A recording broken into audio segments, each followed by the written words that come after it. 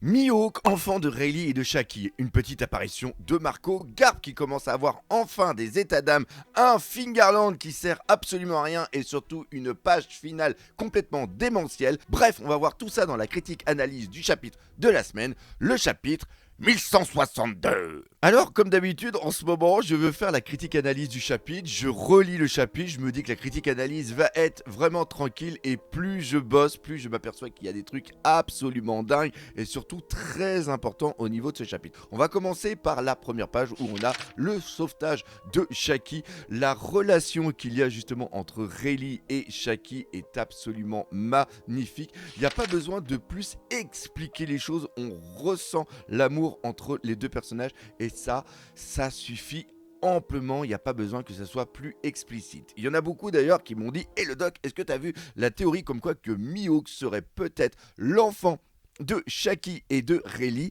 Et là je vais vous dire les gars, quand on fait des théories comme ça, il faut prendre vraiment la base, c'est-à-dire l'historique de One Piece, et les événements de God Valley se passent il y a 38 ans et Mihawk il a 43 ans. Si Mihawk était l'enfant de Shaki et aussi de Rayleigh, ça voudrait dire qu'il a été conçu 5 à 6 ans avant les événements de God Valley. Et ici, on vient de nous montrer que l'amour entre les deux personnes vient seulement d'être mis en place. Donc il est absolument impossible qu'il y ait eu un enfant avant. Donc Mihawk, enfant de Shaki et de Rayleigh, eh bien on ne valide pas. D'ailleurs, il y a un autre truc aussi après qu'on ne va pas valider. Par contre, ce que j'ai adoré au niveau de ce sauvetage, c'est le reste de l'équipage.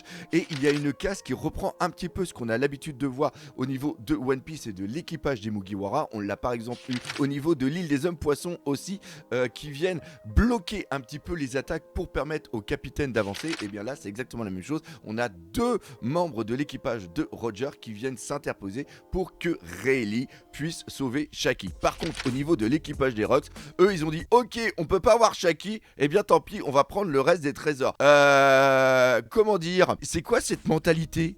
C'est Shaki, c'était pas votre trésor, on abandonne le trésor comme ça. Ce qui veut peut-être dire que l'équipage de Roger est tellement plus puissant que l'équipage des Rocks que bah voilà, ils veulent même pas aller faire le détour pour aller sauver Shaki. Non, en vérité, c'est pas ça du tout. C'est que vu le chaos ambiant qu'il y a totalement au niveau de cette île et surtout qui risque de faire mal à Shaki, ils préfèrent que Shaki parte et peut-être pourquoi pas aller la récupérer plus tard parce que Shaki c'est un trésor et un trésor ça se vole, oui. Même si c'est pas gentil, c'est ce que font les pirates, parce que les pirates, c'est pas des gentils. Après, on bascule sur Big Mom qui va prendre le fruit du démon qui plus tard appartiendra à Kaido. Ça d'ailleurs, on va en parler juste après. Mais encore une fois, comme je l'ai dit dans la réaction live, j'avais pas encore eu les images, il me semblait qu'on avait une sorte d'inversion au niveau de la case par rapport à ce qu'avait fait Eiichiroda pendant le flashback de Kuma, et il s'avère que c'est exactement ça dans le chapitre 1087.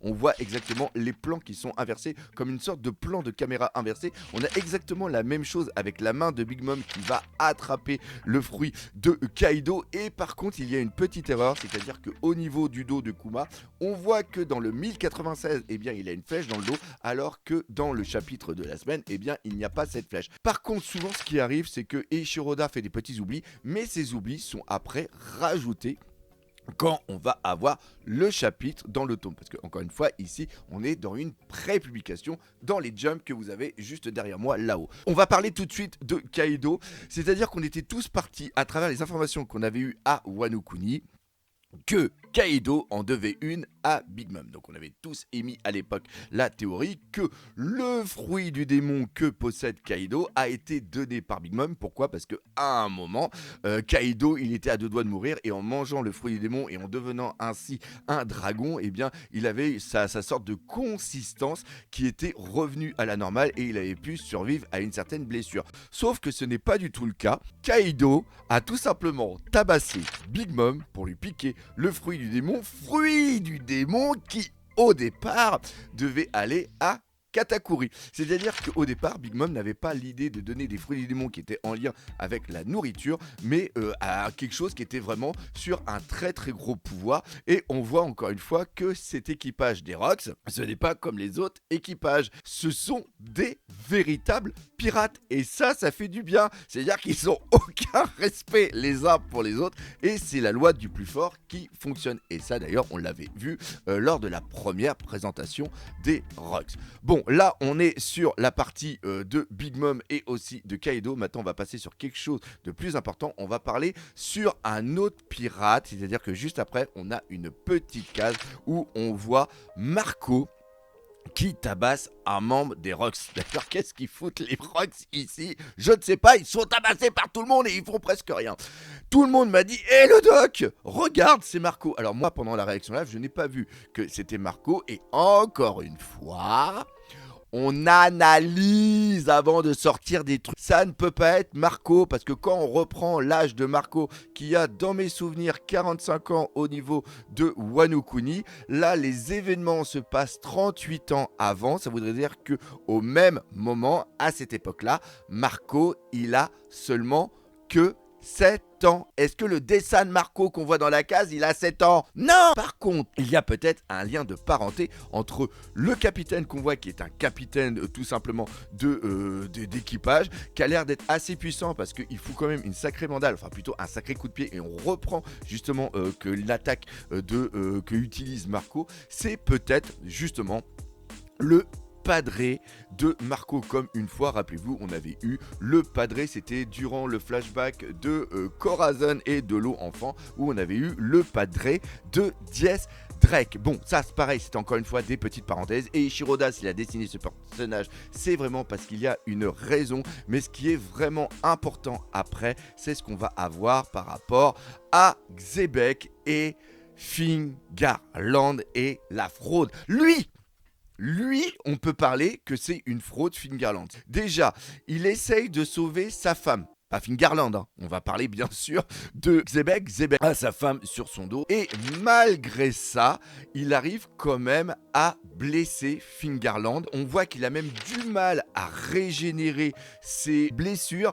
Encore une fois, ça voudrait dire que Xebec a mis une sorte de haki qui empêche la régénération. Ça, c'est ce qu'on avait vu au niveau de Summers dans le temps présent avec Scopper Gaban, qu'à un moment la mère a décidé de dire non mais c'est bon, me prends pas sur son dos, je suis capable de me sauver par moi-même. Et en gros ce qui se passe, c'est que vu que tu combats à une main, même si tu es assez puissant, tu ne peux pas, à travers moi qui suis un handicap, te protéger et pouvoir combattre les autres. Donc elle saute, elle s'enfuit et elle dit même que elle est capable de tuer son fils et après se suicider pour justement que les Davy ne soient pas pris, parce que Xebec il dit bien que les Davy, on est hyper important au niveau de la lignée et surtout hyper dangereux. Ça j'en avais parlé justement plus précédemment lors des dernières critiques analyses, et que si on est pris, on va subir un véritable enfer. C'est-à-dire que Kaido, rappelez-vous, hein, quand il explique un petit peu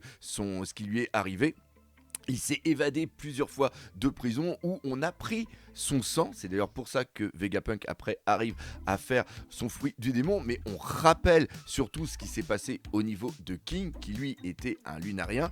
Et il a été torturé pour des expériences. Et donc on pense que c'est exactement la même chose qui peut se passer au niveau des Davy. Donc ce qui se passe, c'est qu'elle a décidé de partir. D'ailleurs il y a un très beau parallèle entre l'image de Iris qui part avec Barbe Noire dans ses bras, avec de l'autre côté Dragon qui part aussi avec justement Shanks dans ses bras. Et après on a quelques pages qui passent et on a, et ça c'est complètement dingue, Xebec qui fait là son attaque avec ses deux mains. Ça fait un petit peu comme dans Bleach quand t'as Kenpaichi qui attaque seulement qu'à une main, et quand il dit ok maintenant il faut vraiment que je sois sérieux, il fait une seule attaque à deux mains et ça fout un bordel monstre. Et Ishiroda n'a tellement pas de respect par rapport à Fingarland qui met même pas le passage. On n'a même pas le combat. Fingarland, on le voit après et il est par terre. Alors ça c'est peut-être pour une raison. Et Shiroda n'a pas le temps de dessiner, il aime pas faire les ellipses, il aime bien ellipser les combats et c'est peut-être la Toei qui plus tard fera ce combat. Mais encore une fois, le statut des chevaliers divins, à quoi ils servent? C'est quoi leur puissance? Franchement, il y en a certains qui font chier avec Garp au niveau de la puissance, au niveau de la fraude et tout, alors qu'on voit depuis le départ que le mec il a des pubs et qu'il est hyper puissant. Là, Phil Garland, franchement, la Sauveur, tous les mecs là, ils se disent, putain, les chevaliers divins, mais franchement, à quoi vous servez? L'autre chose aussi, parce que là, je suis en train de partir totalement en live, mais ce chapitre était tellement important. On voit que une partie de la famille, alors je sais pas si c'est de la famille de Xebec ou sinon si c'est de la famille de Eris, mais il y a le papa et la mamie qui ont été transformés en Domi Reversi. Et là, c'est vraiment très important, on va bien s'installer. Quelqu'un d'autre que Imu peut utiliser le Domi Reversi. Alors vous me direz, oui, on l'a vu au niveau de Elbaf, il y a Gunko qui peut l'utiliser. Gunko peut l'utiliser quand elle est sous le contrôle de Imu. Là, pour l'instant, on a vu qu'il n'y avait aucune personne qui avait le contrôle, qui était contrôlée par Imu au moment de faire le Domi Reversi. La deuxième chose qui est très importante, c'est que Xebec, à un moment, il a dit, vous avez transformé des membres de ma famille, je les ai donc tués. C'est-à-dire qu'il n'y avait pas de moyen de changer le Domi Reversi et donc on peut se poser des questions par rapport à ce qui va se passer une fois que ce flashback va être terminé au niveau de Dory et de Brogy. Encore une fois, comme je vous ai dit par rapport à ma théorie que j'avais faite à l'époque, Imu est en noir, Luffy est en blanc, donc il va pouvoir changer le Domi Reversi au niveau de Dory et de Brogy. Mais là, ce n'était pas du tout le cas. Et donc là, on peut voir aussi un petit problème d'une chose qui peut se passer plus tard. C'est-à-dire que le Domi Reversi qui a été fait ici par une autre personne que Imu a été capable de transformer des personnes qui sont le papy et la mamie. Mais par contre, quelqu'un qui a peut-être un très haut niveau de haki ou une très grande force mentale et tout simplement aussi le haki des rois a pu résister à ce Domi Reversi. Donc Xebec, par rapport à sa constitution et la personne actuellement qui utilise le Domi Reversi, ne peut pas le transformer. Cependant, après, on a Imu qui arrive en s'incarnant dans Saturne.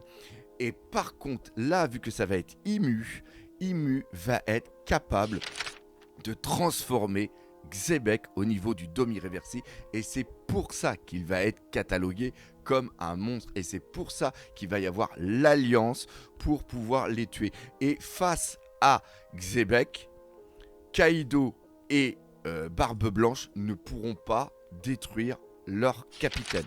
Parce qu'on voit qu'il y a une certaine relation. Ça, on l'a vu au niveau de la page finale. Il y a une relation quand même de respect de Kaido et surtout de Barbe Blanche envers Xebec. Peut-être que Barbe Blanche était l'un des tout premiers à faire partie de son équipage. Et je pense qu'il va avoir quelque chose de vraiment tragique ici. Et c'est seulement que Roger et Garp, par rapport à leur détachement envers Xebec, qui vont pouvoir le neutraliser et aussi malheureusement le tuer. Et c'est pour ça que Garp va avoir ce nom de sauveur. Je parle de Garp, je l'ai gardé pour la fin de cette vidéo parce que vous savez ce que je pense au niveau de Garp, mes interrogations sur Garp. D'ailleurs, mercredi prochain, je vous sors une très grosse vidéo sur Garp de moment que je devais sortir la semaine dernière, mais que je n'ai pas du tout eu le temps.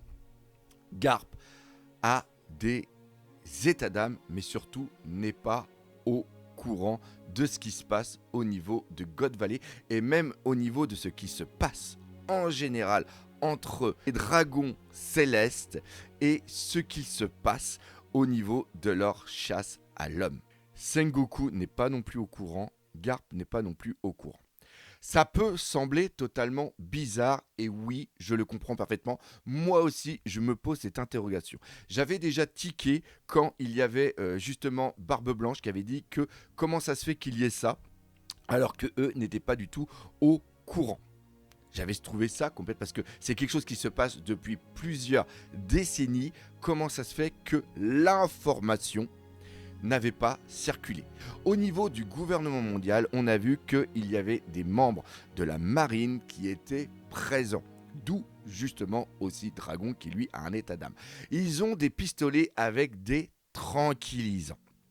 Est-ce que, je remets dans le contexte, je pose la question, est-ce que les marines sont là justement pour parquer les populations et après ils partent et après il y a la chasse à l'homme et eux ne sont pas au courant de ce qui va se passer au final. Encore une fois, il faut que Eiichiro Oda arrive à nous faire comprendre comment ça se fait que certains membres de la marine haut placés, parce que plus tard ils seront vice-amiraux et ils seront aussi amiraux, là je parle de Sengoku et de Garp. Comment ça se fait qu'ils ne sont pas au courant ou que des membres de la marine ne soient pas au courant que ça se passe depuis des dizaines d'années. Dans l'état actuel, tel que nous sont montrées les choses à travers Eiichiro Oda, Garp n'est pas au courant, Sengoku est à moitié au courant. C'est-à-dire qu'il sait qu'il se passe quelque chose parce qu'il y a eu une information une fois par rapport à un marine, mais ce marine, après, il a disparu. Sengoku est quelqu'un de beaucoup plus réfléchi. Et c'est peut-être à travers ces événements qu'il va y avoir au niveau de God Valley qu'il va y avoir le début de l'idée de la création du Sword, qui vient en opposition au Cypher Pole qui est le Shield. Ici, à God Valley, on a peut-être les débuts de la prémisse de la future destitution et de la création d'une nouvelle marine qui sera plus dans la justice que celle qu'on a maintenant. Après, Garp, il fait certaines choses. Il laisse mourir des gens et même des femmes enceintes par rapport justement à la recherche par rapport à Ace. Il laisse mourir Ace et il y a d'autres choses qui sont faites. Tout ça, on en parle mercredi dans la vidéo où justement on va parler de Garp.